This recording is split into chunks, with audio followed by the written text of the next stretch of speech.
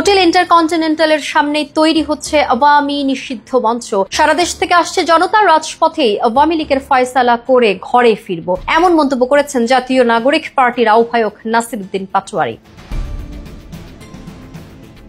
তিনি বলেন, আমরা বিএনপি, জামায়াত, এনসিপি বুঝি না।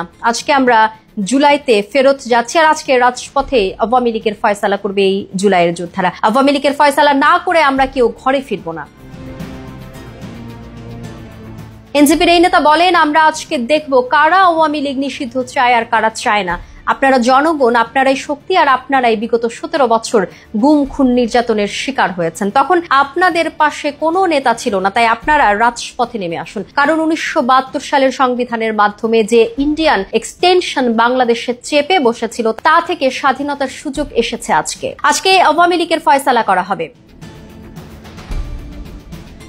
ইন্টারকন্টিনেন্টালের সামনে তৈরি হওয়া মঞ্চে দলমত নির্বিশেষে সবাইকে ঐক্যবদ্ধভাবে অংশগ্রহণের আহ্বান জানান এনসিপির এই নেতা। জুমার পর সকলে একসাথে মিছিল নিয়ে আওয়ামী নিষিদ্ধ মঞ্চে যোগ দিবেন বলেও জানান তিনি।